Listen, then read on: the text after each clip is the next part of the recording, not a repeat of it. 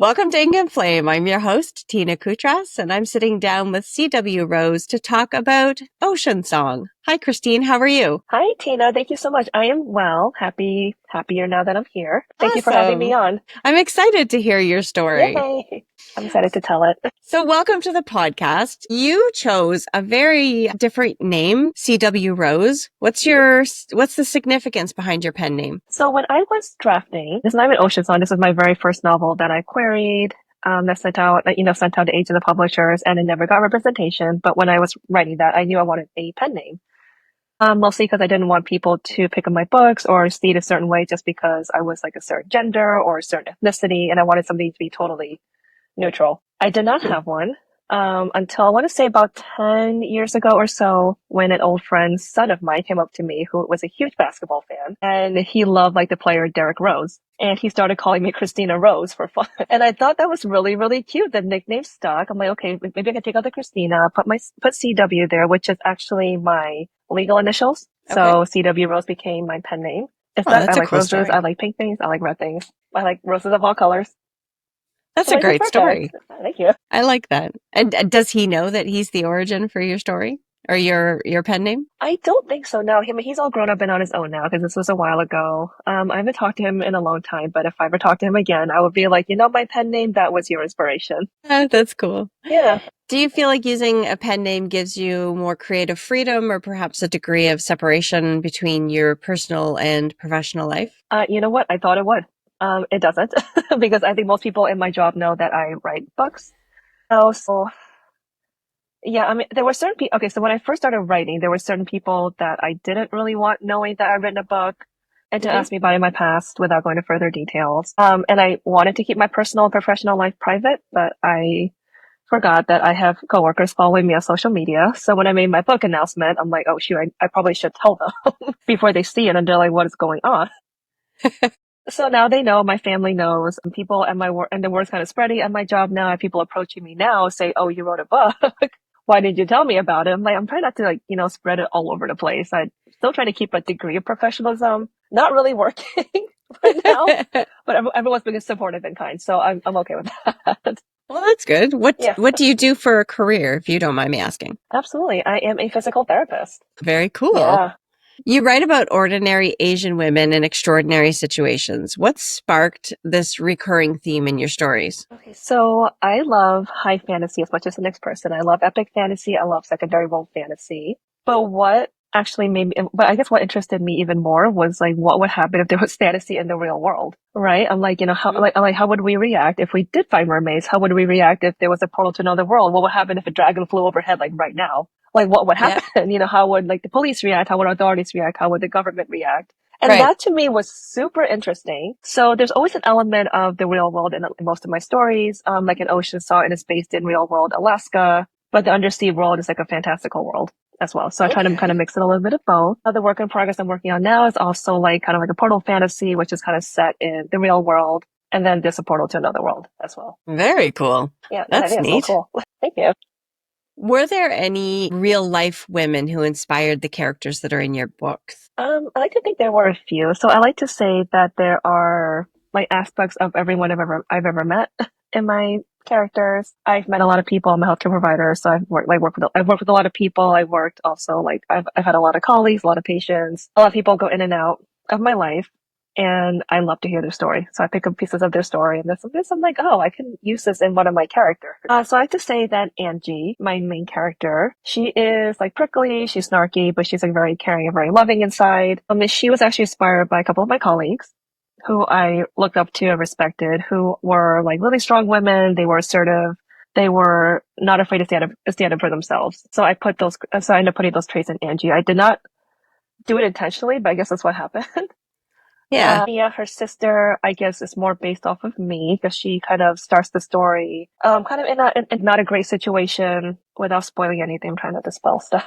So she finds herself in like not a really great situation personally, which then gets worse over time as the story progresses. And she ends up finding her confidence, like at the end of the book, to make a better life for her and her daughter. Okay. So I think it kind of reflects my own journey of like having like low self-esteem and like low self-worth and kind of finding my own confidence and worth through the years. Okay. Yeah. That's definitely something we'll dive into a little bit more. I like that. Sure, happy to. So, growing up as a third culture child in Singapore must have been fascinating. Are there any specific customs, languages, or cultural experiences from Singapore that have made their way into your books? I love this question because it's really interesting. It made me think about it for a while. So not specifically from Singapore, like as a country. Singapore is a big melting pot, so it's very similar to New York City. And there's like so many ethnic groups there that there actually are three official languages, which is Oh, English, wow. Mandarin Chinese, and Tamil, I think, which is like a Hindu-based language, I believe. I could be wrong. Okay.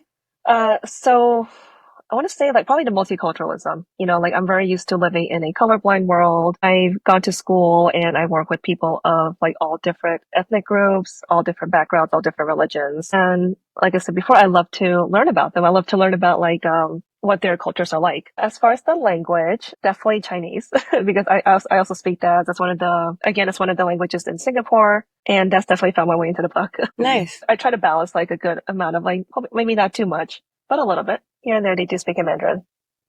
That's cool. How did you work that in? Like, how is it Hmm. written through? Is it translated, or like how does it work in your book? So I did it in two ways for Ocean Song and Midnight Song. So for Ocean Song is more from Angie's point of view. So when she speaks the words, when her father speaks the words, when her sister speaks Mandarin words, or even or even her niece at the time, I had them say the word and then I tried to translate it in a natural way after that. Okay. Like I would say, oh, like maybe the niece would go to Angie's father, like, oh, hi, Gong Gong, right? And then Angie would then say after that, and I would just write down, oh, she said referring to her grandfather or Okay. something like that. Gotcha. There are also words in the Mer language, which is kind of based off of Mandarin. I just kind of took out the tones Okay. because Mandarin has four different tones, but the words are still the same. And for Midnight, so I'm actually putting in a glossary for both the Mer Oh, words very and cool. the Mandarin words. It's funny. I remember seeing an Instagram post where people say that they miss glossaries in books, like name Mm-hmm. pronunciations and glossaries for certain terminology or places. So you'll make people happy, I guess. Yeah, and I like that too because sometimes I'm reading them less, and I don't expect the authors to explain everything. That's in a different language. I think that would kind of break the immersion. So Yeah. having a glossary helps in that sense. Yeah, because you can go back whenever Hmm. you need to, right? Yeah, say, oh, let me see what this word. Oh, now I know what this means. Now this means so much more to me. Yeah, exactly. So how did transitioning Yeah. in New York City shape your identity? And does the duality of old home versus new home filter into your writing at all? So yeah, that filters more into the manuscript I'm working on right now, which I don't think I can say a whole lot about other than it's another romantasy. But in terms of Ocean Song, yeah, Angie has come back to Alaska from, her school in Washington State, but she was kind of born and raised in the United States. So I didn't really find a good way to kind of transition that into her storyline. Okay. But she does kind of reflect on the differences between like living in a small town versus a big town. And there's a point, I believe, I want to say a little before halfway to the book where she thinks about her mother and how her mother came from Taiwan and she immigrated to the States when she was a teenager and how she had difficulty kind of like, enmeshing into the culture and the language of the States. Okay. I mean, for me personally, I've always spoken English because I went to international school there and I had to learn English pretty quickly. So, but I've been told in Singapore that I have an accent, which I don't feel like I do. We And never there notice our is, accents. yeah, exactly. They're like, oh, you have an accent. I'm like, do? They're like, yeah. Like, oh, okay. So there's always like that feeling of, especially being a third culture kid, like I am Chinese American. I grew up in Singapore. I now live in the States. And there's always that duality of never feeling Chinese enough or American enough. Right. Hmm. So I kind of feel like I'm in kind of the middle of two different cultures. All Yeah, that right. makes sense. Yeah, it does make sense. And I do imagine it would have its challenges for sure. Mhm. I do love that you've incorporated that because it's not very common as far as seeing different cultures Mhm. in the books that I've read, in the romantasy books that I've read. It's pretty standard. And I love that you've brought that into your writing. I think that's incredible. Oh, thank you so much. That should mean a lot to hear. Ocean Song immerses readers into a magical world. Can you share what inspired its settings? Oh, I love this. So Alaska it kind of came from a trip I took when I was like 10 years old with my family. And we had done an Alaskan cruise. And I went there. I'm like, oh, it's such a different place than what I'm used to seeing because I'm a city girl. I write about small towns, but I am a city girl. Okay. So something a little bit different than what I'm used to. So I remember going there and thinking that it is a really, really beautiful, really remote place. You know, the beauty of nature there is amazing. Seeing like the wildlife, seeing glaciers, seeing mountains, the crystal clear oceans. I'm like, okay, you know, and I left on vacation as a kid. Didn't think about Alaska again. And when I started writing Oceansong, I'm like, well, part of the story is that there are merfolk that exist, but they're hiding under the ocean. But like, where could they find it? People wouldn't find them for hundreds of years. Right. And my mind went back to Alaska. I'm like, oh, you know, they could hide up there. The water's really cold, right? It is definitely more isolated. And I thought it would be more feasible that they would go there and hide, you know, and be kind of hidden there for like over 3 centuries at the point that Ocean Song starts. Okay. That's exciting. Yeah. And as far as under the sea, I am a scuba diver. I'm also a lifeguard. I'm an ocean child. If you ask my family, they will tell you that I've always been more comfortable in the ocean than on land. And I think it's because I have asthma, I have bad knees. So doing land exercise is tough, right? You know, sometimes it would aggravate my asthma. It would make my knees hurt. So swimming was always a good way for me to get my cardio in. Awesome. Okay. Yeah. And when I was, sorry, go on. No, please keep going. Yeah, so I remember when I was like snorkeling and diving, I would just kind of sit there, not sit there, I would swim there and I would wonder, I'm like, what else lays in the depths, right? Because the sea is the least explored place on Earth. I think we've only explored like 10% of it. And I'm like, there could be anything, you know, there could be like life that we don't know about. Like new species are being discovered every day, Yeah. right? And I'm like, what if there's merfolk? I mean, I don't think they would look like what they look like in Ocean Song or like the Little Mermaid, you know, but I'm like, what if they existed? And we Yeah. just never knew, right? Yeah, exactly. I mean, who knows? Exactly. So the underwater world of the book probably involved a significant amount of research. How did you balance crafting the fantasy with making it feel really grounded in reality? So the only fantasy thing about the underwater world is the merfolk, right? And their underworld. Everything else, I guess topography. I don't know Yeah. the proper word to use for the seafloor. I think I should. So all like I guess the seafloor geography, like the sea mounts, you know, the rock formations, the underwater volcanoes, trenches, those are all real. And so are all the fish species. All the fish species are real. You know, so I would sit there and I would just kind of painstakingly research, you know, like Bering Sea, what animals would you find at like 2,000 feet or Oh, 100 feet, wow. right? So I would go through that much research and I'd be like, okay, is there flora growing in this area? Where does this stop growing? Because there's no more sunlight after after a certain depth. Right. So I kept all that real. I said the merfolk and their magic is the only thing that's mythical about it. Okay, that's fascinating. Yeah. What does self-discovery look like for the leading protagonist in Ocean Song? All right. So when we meet Angie at the beginning of the book, she is very prickly on the outside. She has her walls up. She has not had great experiences with love. She kind of mentions that very briefly in chapter 3. I think it's chapter 3. And her sister Mia is a hopeless romantic. She loves Titanic. She's named her daughter after the lead female character, Rosie. And at some point when Angie is with her sister, she kind of thinks like, why should love be hard? This makes no sense to me. Love should be easy. And then she goes and falls in love with the mer prince while their people are fighting each other. Right. So she does kind of learn to bring her walls down over time as she gets to know him because he's very like kind, he's very sweet, he's very gentle. And she learns that, oh yeah, you know, like, understand why people maybe fall in love with the wrong person sometimes or fall in love with people in the wrong circumstance. And she starts to open up a little more and she does get a little bit softer, I think, toward the end of the book. A big thing for her, and I think it's something that's quite common, unfortunately, in my culture and also especially my family, was hiding your emotions. Right? You know, she doesn't really show her emotions. She's quite stoic. She's very like, you know, snarky on the outside. And then toward the end, she starts to let herself cry and let herself feel sad about everything that's happening. Whereas before she wouldn't. And that Right. was kind of like how I grew up as well. Yeah. Like, so. That's cool. Okay. I Yeah. I know I'm going based on Hollywood. I've never been to any of the places that you've referenced, China or Singapore or anything like that. But you always see them being depicted as being extremely stoic, that they go through some stuff with a straight face. It's always very obvious in Hollywood, I'll say. Yeah, and that's interesting to me, right? Because it goes back to the whole thing of like Eastern, like being raised in the East but now living in the West.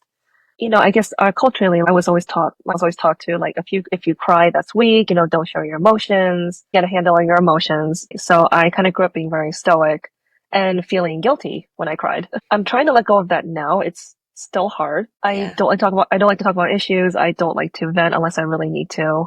I still hold it in, and I don't think that's healthy. Yeah. But my family, and I feel like a lot of my Asian friends' families, they say the same thing. They're like, "Oh, our families just take their issues and they sweep it under the rug, and no one talks about it, and they just kind of let it fester for generations." Yeah. Wow. Eh? So, were there moments in your life where you connected to this theme? Mhm. And did it guide you through your development of your character's journey? It's interesting they asked, like, because I never intended to have her, I guess, have Angie in that, like, with that kind of growth mindset, because Hmm. I unintentionally wrote, like, my own upbringing into hers, right? Where she doesn't show her emotions. Her father is very, very stoic, Right. and she's made mention. She's like, oh, he's very serious, but I could see, like, a feather along his jaw and, a twitch on his hand, showing that he is feeling something, but he will never tell anybody. Right. And my dad's like that. And I hope if he listens to this, it's not an insult, Dad. I love you. You inspired the father of my book. I think But that's a yeah, good thing. so definitely finding, like, like, kind of trying to let that go, right? Trying to be okay with talking things out, try Feeling not to be things. avoidant. Yeah, feeling things. Yeah. A lot of times I would feel things and I would just go to my room and I would cry, but then I wouldn't let anyone else see me cry, right? I will, like, I'm just going to go to a corner and go to the bathroom and stay here till my Yeah. face is dry and then come Yeah. back out. Wow. That's You kind of fascinating. rewire my brain Yeah. 20 I something years imagine later. it takes some work too. Oh, yeah, definitely. So, your cinnamon roll men are refreshing and endearing love interests. Are there any particular tropes in romance that you wanted to challenge or subvert when you created these characters? Okay. So before I say anything, I'm not here to yuck anyone's yums. Okay. I know, like, shadow daddies and, like, super macho male alpha, male main characters are popular, and they're popular for a reason. I personally don't like that. And I really don't like it when, I mean, again, personal preference. Again, if people who are listeners like it, I'm happy for you. I really am. But personally, I prefer men who are a little bit softer, or love interests who are a little bit softer. I don't really find depictions of, like, borderline abuse in relationships, kind of made to sound romantic. I don't find that romantic. I find that very scary, and I think it's because I am a survivor. I've been in a situation like that in the past, and it is very, very scary for me. So that's why I kind of stay away from dark romance. Okay. That Yeah, definitely makes sense. I like my men to be, like, respectful and, soft. And I know that's not for everybody, but that's kind of Yeah, how my male main characters are. I like that. I definitely get that. That's awesome. Thank you. That you brought it to life, I guess, is what I mean by that's awesome, because I don't see that very often. Yeah, Like, it's, the enemies to lovers trope is very, very popular, and I often enjoy it, but for sure.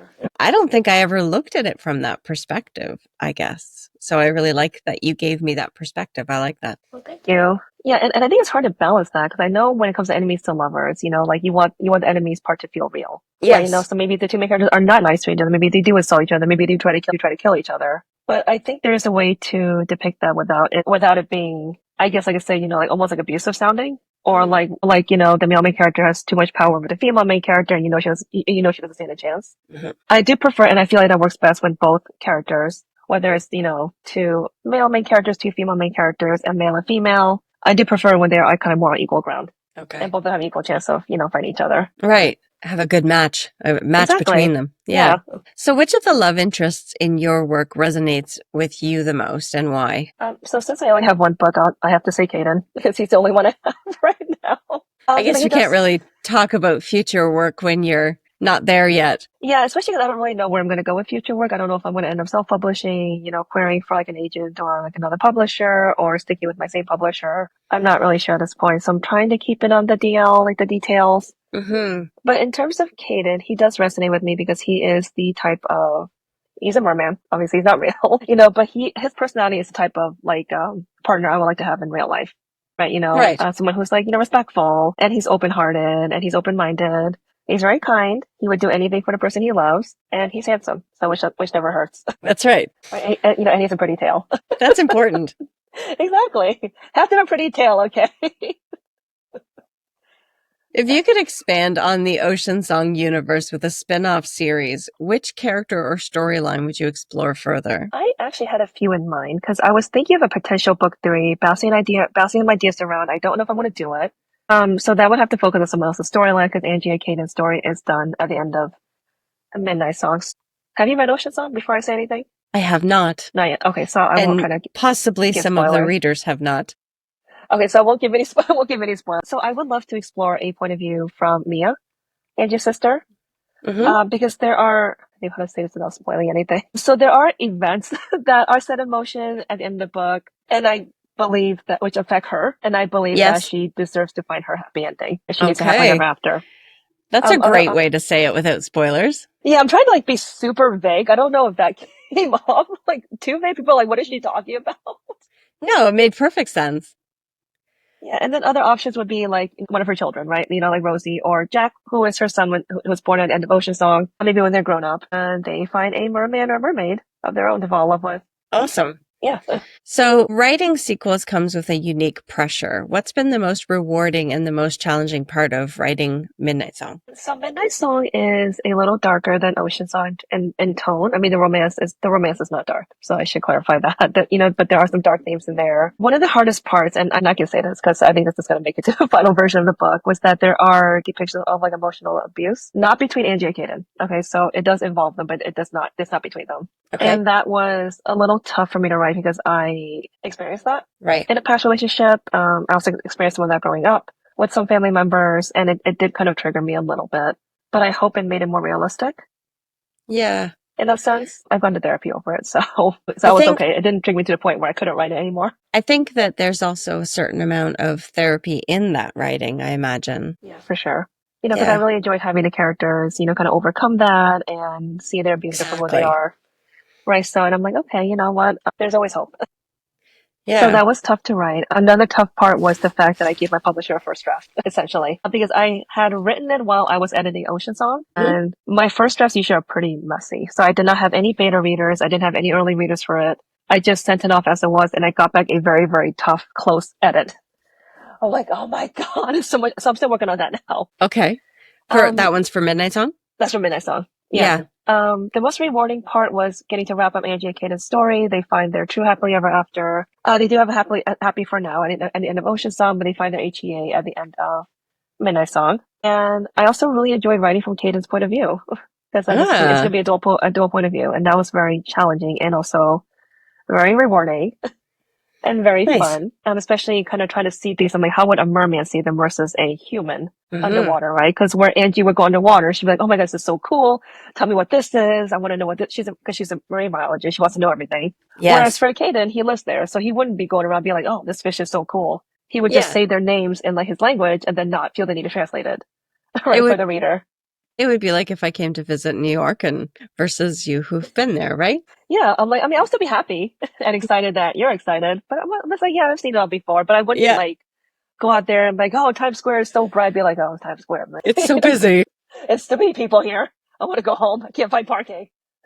So it was definitely interesting. I'm like, okay, how would it look from his point of view, writing how he's moving, how would he see things, how would he describe things, and how is that Right. different from a human? Right.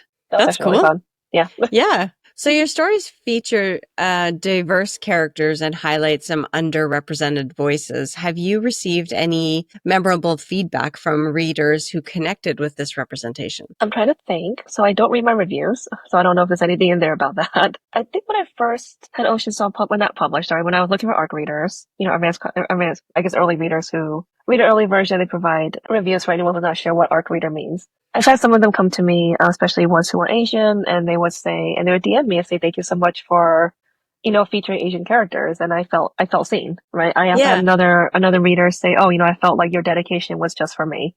It's just comments like that which kind of keep you going, especially as a author with a smaller publisher. Maybe you don't get as much exposure, right, as Right. someone with a bigger publisher. Yeah, that's awesome.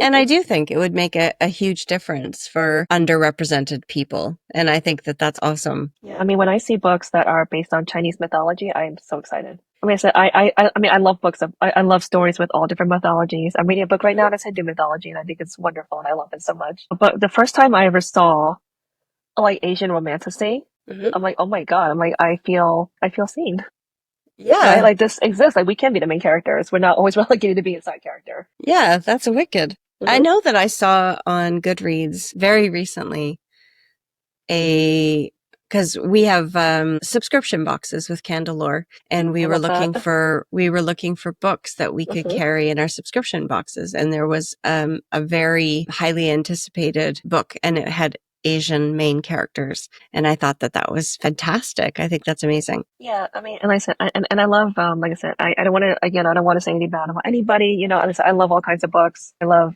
books of, with people of all different cultures and all different Hmm. backgrounds, but yeah, I still do feel like a lot of the top selling romantasy authors are still, they're still white, right? Even though although there are authors out there who are getting more popular who are BIPOC. Yeah. And I don't say there's room for all of us, right? There's room for everybody in publishing. Yeah. Do you think that fantasy and romance genres are doing enough to welcome and celebrate multiculturalism?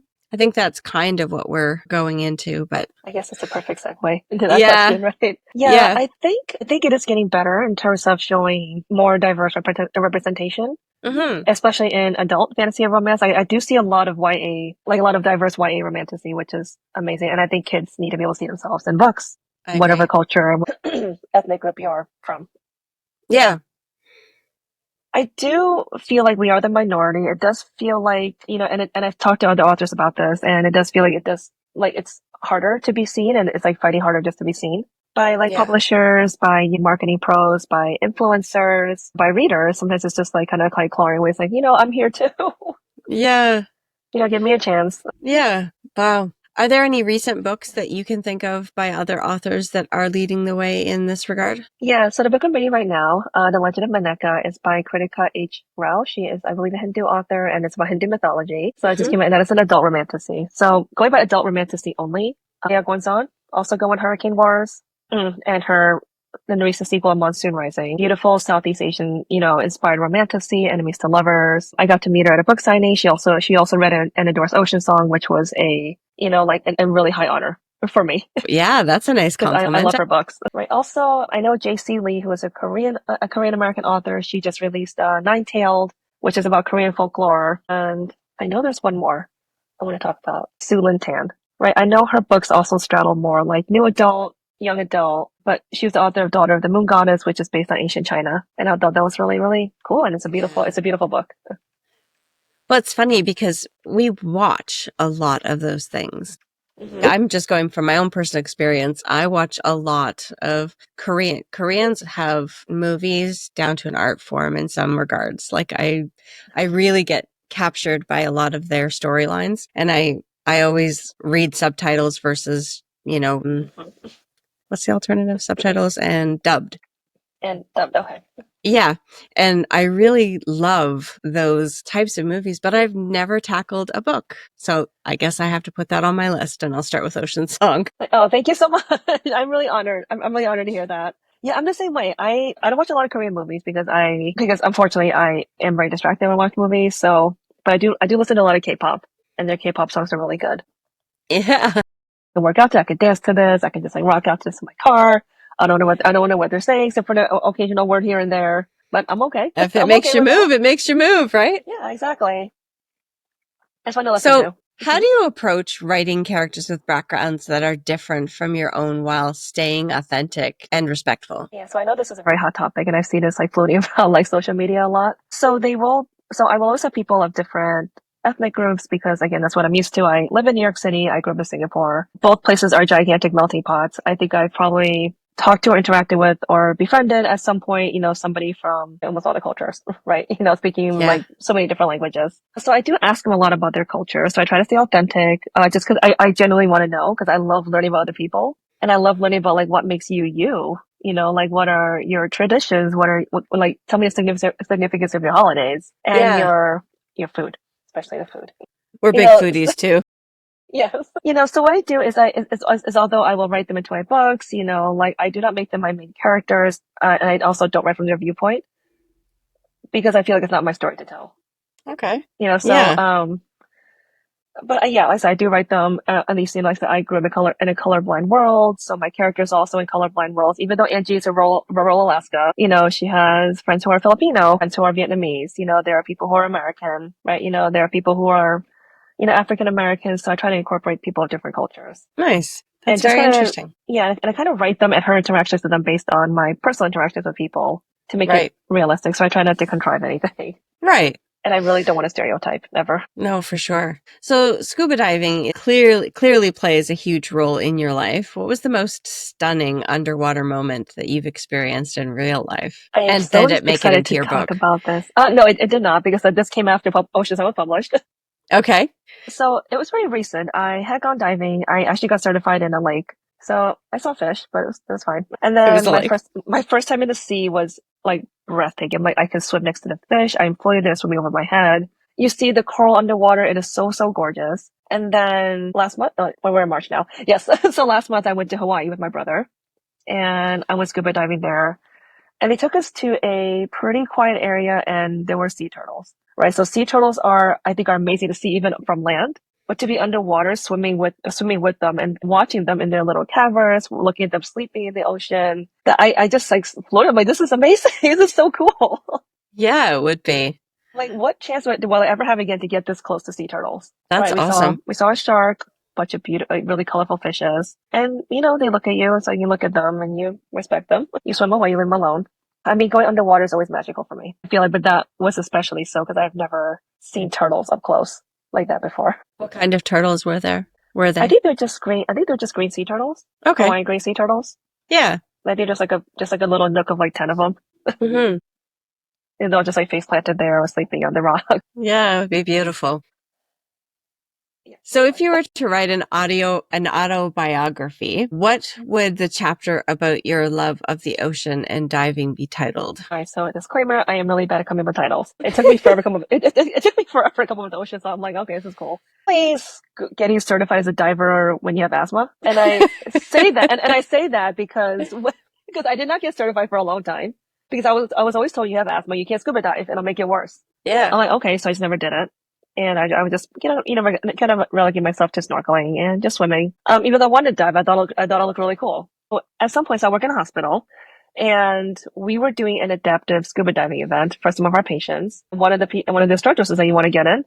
I'm like, "No, I can't. I have asthma." He said, "No, it's okay. You come in." I'm like, okay. And then he's like, "Just put this on." And I'm like, "You're in a 4 feet deep pool, okay?" I'm like, "If you can't breathe, just stand up. Stand up. You can swim." Yeah. So I put on the respirator, and I went under, and I just kind of hung there. I'm like, okay, let me see if my asthma kicks in. I might inhale everything just in case. And it didn't. And it was amazing. And then from there, I got certified. And I mean, I live in New York City now. There's not a lot of great places to go diving around here, but whenever I go on vacation, I try to go for a dive, especially if it's near the shore or there's a Yeah. beach nearby. So, and that's my story of how I got certified when I was told I couldn't. Nice.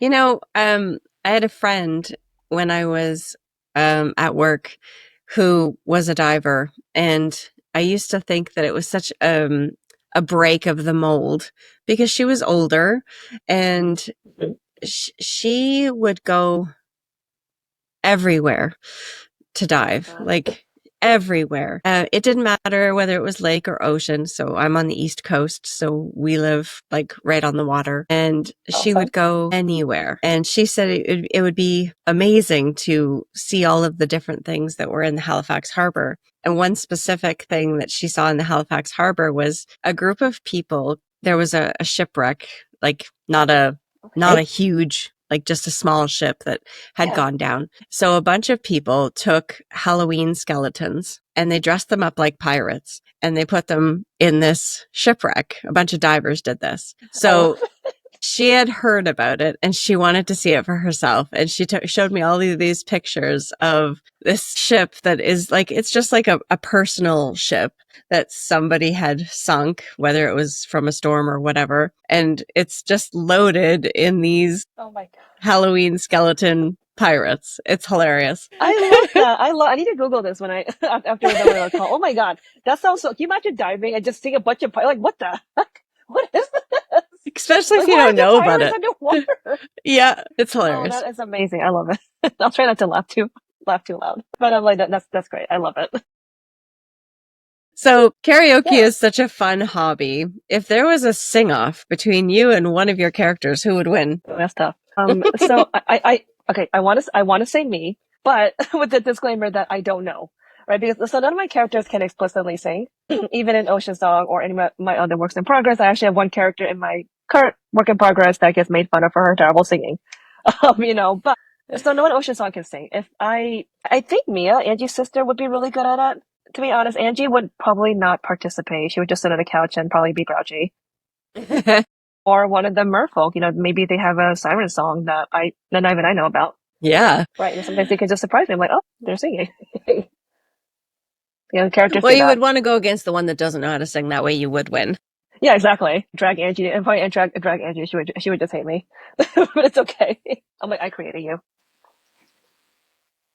So you mentioned your constant search for new teas. If you could design a tea inspired by Oceansong, what would it taste like? For Oceansong, I would want something that's like, I mean, it's not a light book, but I would want something like light and oceany, I guess, if that Okay. makes sense. Yeah. So I'm Like thinking like, refreshing? yeah, something refreshing. Exactly. That's a better word. Yeah. So I am thinking like a butterfly pea flower tea for that gorgeous like deep blue color. And Hmm. then maybe with like some lemongrass or spearmint, right? To give it that like refreshing balance. Brightness. Brightness. Yeah. Yes. That sounds awesome. Yeah, I so would drink it. that's what I would do for Oceansong. I feel like plus it's herbal, there's no caffeine. So you don't Right. get wired. So your Pekingese dog might truly be a magical creature. How does your pet keep you focused when you're trying to write? I don't know that he keeps me focused more as he distracts me a lot. But in the times where he doesn't need something, so he is the one when I come home and I greet him because he demands to be greeted, or else he gets very upset. He will chase me and run underfoot and sit there and stare at me like that until I pet him. So whenever I pet him, my brain shuts off from work mode and he goes into like home mode, right? So I feel like he is the key, Yeah. So right? he's like your This own little little bit of therapy. Yeah, so my little brown fur, and I'll talk to him. He looks at me, so like, I don't know what she's saying, but okay, maybe he'll give me food, right? So mine does too. Yeah, you see him look at you, they're like, "Mom, come on, Where's my read my food? mind."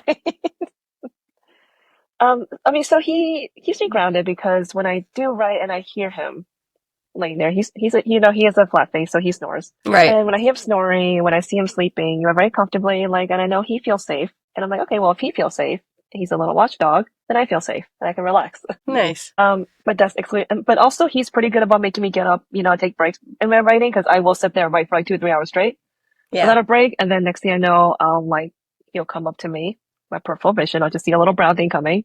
He'll breathe in my face. He'll pant in my face. So I guess I have to smell his breath. I'm like, okay. Or he'll bark in my ear, or he will sit there. He'll stare at me. So it kind of forces me to get up and take breaks to see what he wants. Whether I don't know if he wants a snack, if he wants more water, if he wants to play. I don't know. So I it's like could a little break. definitely relate to that. Yeah, like they make you get up. When I'm writing, I have my Cane Corso sits behind me on the bed I love and it. I'll be writing away and I have a good solid 3 hours in the morning where she'll leave me alone. But when that 3 hours is up, all I'll hear is, "Mm." I can't hear that. I cannot hear that sound. I'm like, what do you want, baby? So you've shared some insights into the challenges of querying as an author. Were there particular strategies or resources that helped you to stand out? Query is one of my favorite topics to talk about because I spent 6 years in the query trenches before I got published. Oh, wow. It's a long time. Yeah, and it was a lot of rejections. A lot. Got some thick skin on you. I think you have to have a thick skin when publishing. I feel like, or Yeah. when getting to publishing, because you're going to get because when you send out your query letter or when you go on a sub, it's like it's not up to you anymore. At that point, it's out of your control. Yeah. And these people don't know you, right? They're just looking at your story and they're like, okay, you know what? Is this gonna do well? Is this gonna help me make money? So they're looking at it from a business perspective. You're gonna get rejections and it's gonna hurt. So what helped me stand out, I want to say, is when I got some advice to kind of talk about what made my story different, yet similar. So finding the right comp titles, right? So I used, oh gosh, what did I use for Oceansong? I think I used Undertaking of Heart and Mercy by Megan Bannon. I also used Bitter Medicine by Mia Sai, and I think I used Call to the Deep by Desiree M. Nicole. I'm sorry if I pronounced her name wrong. So I used those three comp titles, and then I also created a really strong pitch, and I think that helped. So my pitch for Oceansong is an Asian Romeo and Juliet meets The Little Mermaid if it was set in the grittiness of the real world. Right. So I think that helped a lot.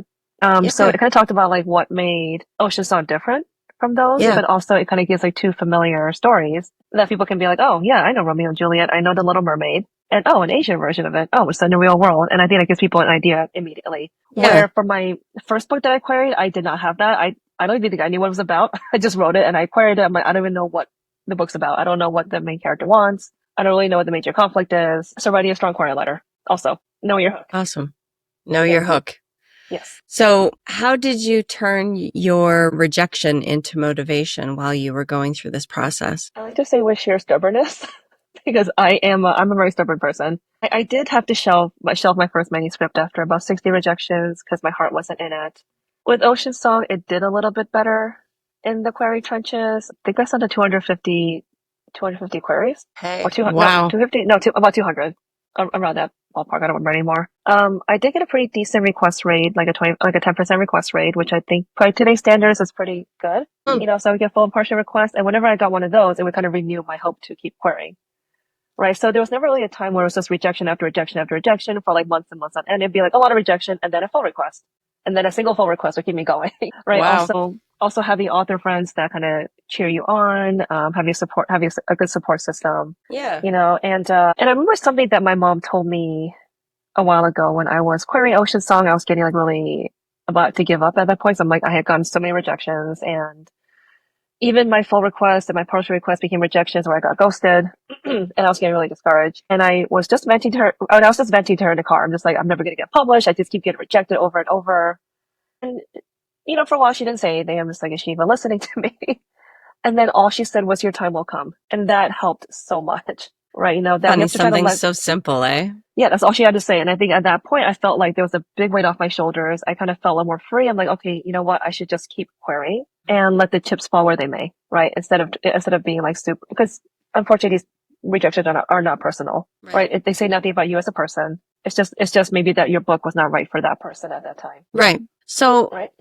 so we're in a different time where there is indie authors Mm-hmm. and there's Oh, formats well. that are Yes. so much easier to access than they used to be. What made you decide to go the route of being published versus doing the indie author thing? So I have a lot of respect for indie authors. I think they are amazing, and I've seen some really amazing works, that are on par with or better than like traditionally published works. I knew I wanted a publisher because I didn't feel like I knew enough about publishing to go at it on my own. Like, and because I'm between working a full-time job and trying to keep up with like hobbies outside of writing and my family and friends, I didn't really feel like I had like that kind of time, I guess, either. So not enough knowledge, not enough time. And I did want somebody to hold my hand through the process and at least do some of the marketing, right? And I know whether you're trad or whether you're indie, you are responsible for the bulk of your marketing.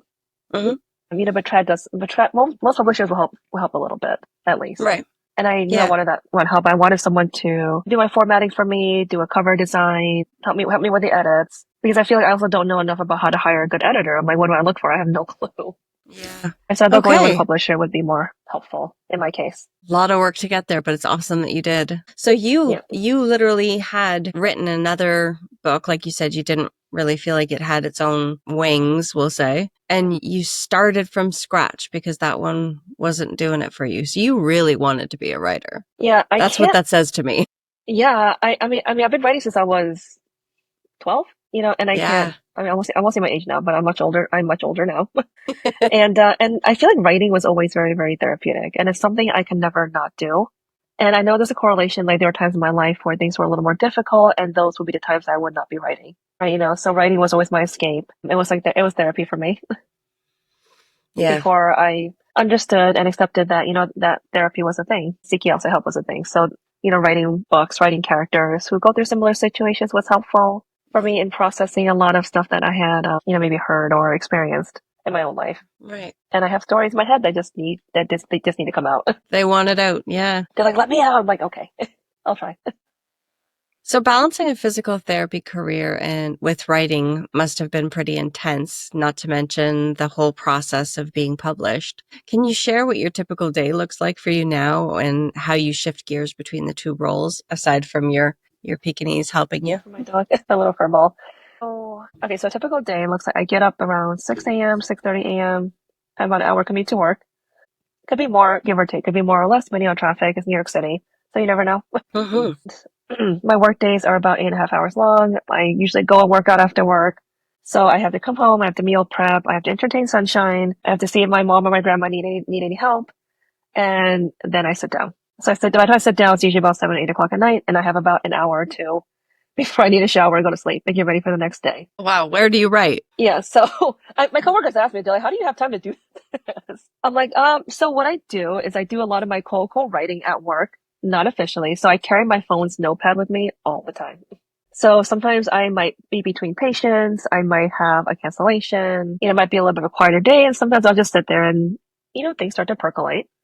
And when they do, I write them down. So my goal is to have something written down so when I get home, right, I don't have to use so much brain power to think about things.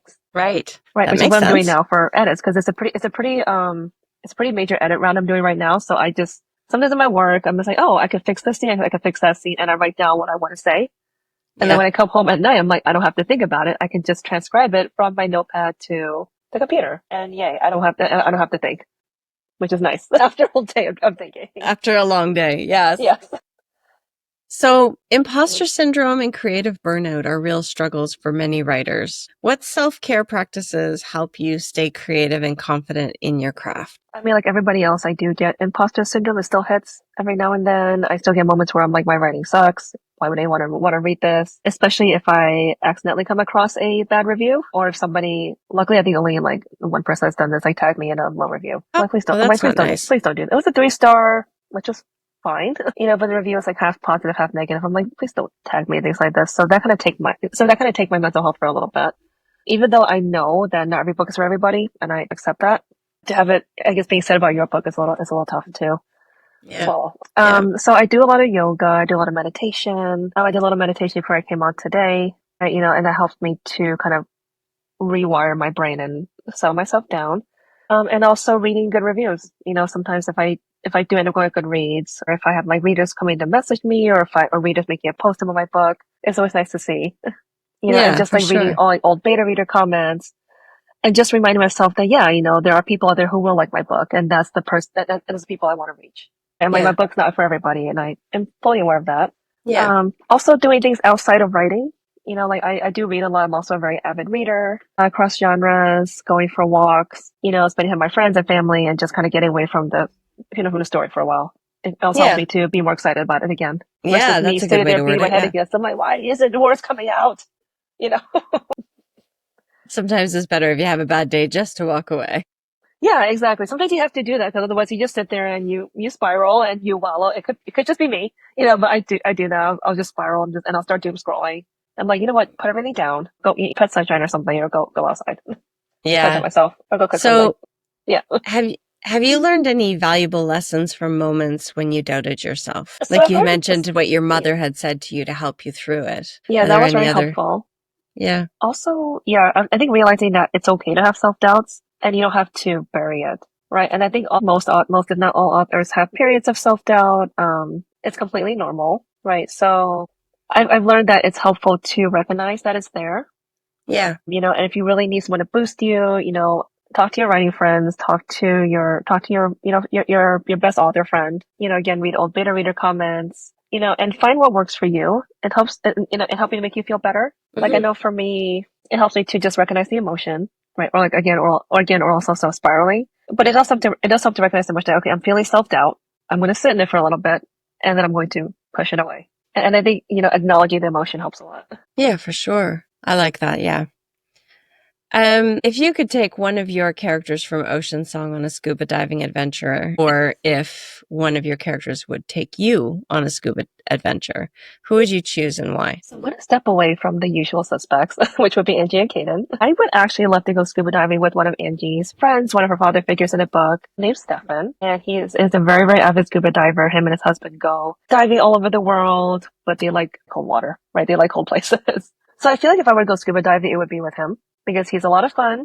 He's very experienced, and he could probably even want to make me feel okay about plunging to, like degree water. Because I Yeah, don't think I would go otherwise. you Like, need no, that oh no. wetsuit. Yeah, I think you have to wear like a dry suit. 'Cause I don't think a wetsuit would do it because it is Yeah. freezing. I mean, I'm terrified to dip my toe in cold water. I can't imagine submerge my whole body in it. Yet I write about it, so I don't know. What's the most bizarre or unexpected inspiration that you've had for your story or characters? So it's not from Oceansong. It is actually my first book that I queried, and I actually got inspiration from video game Elf because I had a crush on it when I was 16. It was I'll say who it is. I don't know if you ever play World of Warcraft. There was a character named Illidan Stormrage. She was a dark elf who later becomes a demon. And I'm like, oh, he's so. And my 16-year-old self had a huge crush on him. So I wrote my first book with him as the love interest. Looked exactly like him. And I look back now, I'm like, oh, I really need to change. I really need to change this. So that's probably my most bizarre was that he wasn't even a main character. He was like a side character. Oh, it's okay. Yeah. So probably that. So this is a fun little question. Mhm. If your books were Yeah. turned into a theme park, what would their star attraction ride be? I think okay, so I don't know what they're called, but you know those like rides where you go into a tube, like a clear tube, and you just Mm-hmm. like sit in a little like donut. You go down rushing water. I think that'd be Yes, really fun. But by going through the Mer Palace, like, you get to meet all the Mer folk on the way. You get to see inside the palace, and you get to go on like a little flume ride as you go down the hallway. that's I think that'd be awesome. really fun. You'd want it to be slow enough that you could actually see it all, though. So nothing like super True, maybe too powered. fast. So maybe like slow rushing water, not like So kind of like an underwater lazy river that goes through yeah. Maybe this. a lazy river would be perfect. Yeah, That'd be that's fun. fun. Underwater I lazy think river. that So you would kind be of just fun. like like drift with the currents. You just kind of go Yeah, through the Mer Palace, take in the nice. sights. I think that'd be fun. Did writing Midnight Song force you to step out of your comfort zone in any way? Yes, I had to write about politics. So I had to write about mer politics, which I don't feel like I was very good at. But considering it is, I mean, just be as vague as possible. It is a battle for the throne at that point, in Midnight Song, and there's a lot of like politics between like queendoms, between like kings and queens and the princes and their subjects, and a lot of navigating that. That was very tough. My publisher was my editor was very good about getting me to like, oh, why don't you try doing this? Actually, if the prince was going to do this, they should go through the council. They can't just do it by themselves. So things like that. They would help me Yeah. with. I did find that a little tough initially to write on my own. Even Hmm. though the story needed it. Yeah. So I think that was probably the toughest part for me Okay. was making that like realistic or like I guess easy to suspend disbelief and Hmm. not too far out there and too unbelievable. Right. So do you feel like you're taking any creative risks with any upcoming projects? I don't know that I am. I mean, yeah, so definitely with like okay, so with Midnight Song, it is a dual point of view. Until now, I've only written from the female point of view. So writing from a male point of view was interesting. And I know that's a very common thing. I do like to write against stories set in two worlds. Hmm. And my next book is going to be. I'm not sure what my next because I have two other projects Projects I'm on the working on right go? now. Yeah, one's a contemporary romance. One is a fantasy romance. So I think they're both kind of for me, creative risk because I'm not used to writing contemporary romance. So I mean, Right. I still want to write one because for me, I'm like, oh, I should do something fantastical, but I don't want to. This is completely set in the real world. Yeah. So I have to keep that in mind. And then my other book is a portal fantasy, right? So it's again trying to balance the real world with the mythical world. And Right. how do they come together? How do they intertwine? So it's a little fun for me to explore. Yeah, And I'm I also think it doing would like a be. lot of Chinese mythology in my next romantasy. So, Oh, and again, exciting. trying to see trying to figure out how that would kind of collide with the real world. Yeah, It's definitely challenging. I imagine. I look forward to that. I think that's a very interesting context. Thank you. Yeah, people have told me they want to read that. So I think I'm going to finish that, query that next. Yeah. I'm about a third of the way done with that. Sorry, what was that? So I'm about a third of like one third of the way done with that right now. Okay. So hopefully by the end of the Cool. year, we'll see. I'm a slow writer. Well, it sounds like you have very limited time to write, so maybe you're actually faster than you think. Yeah, I was just talking to my writing group about this because I had to redo a lot of Midnight Song because my editor gave me like the alternate timeline for it, so I had to switch a lot of scenes around, like a lot of scenes around. Mhm. So I essentially had to just like take the whole book, sit it there, and then just like redo the whole thing from scratch, right, with the scenes next to me. And I'm like, okay, well, if I really put myself through it, I can do it in a month. But that's if I don't do anything else with my time. I come home, I write. On my weekends, I go somewhere, spend half the day to write. At that point, I can do it in a month, but I can't do anything else outside of work. But that's okay. Yeah. Wow. So, final question for aspiring authors juggling multiple passions like you do. What's one myth about writing or publishing that you'd love to debunk? That you don't have to write every day to be considered a writer. There's nothing wrong if you don't write every day. There's nothing wrong if you don't write for months. There's nothing wrong if you don't write for years. You're still a writer, right? So never like feel that pressure to like say, oh, I need to be on social media every day. I need to post every day. I need to write every day. You don't need to. You're a writer, I think that's and great that's advice. okay. Yeah. I struggle with social. I really struggle with social. Look, Tina, I am still struggling with socials right now. I don't know what to do. I'm like, I am terrible at creating graphics. I do use other people's templates. And I credit them and I, pay them for it. But because otherwise I'm terrible. I cannot make a template in my life or make a reel. It takes me like 2 hours to make a reel. And they saved by like 10 people. I'm like, okay, I'm not sure that was worth it for the 2 hours of my time. Like There's my some fonts are people off. Yeah.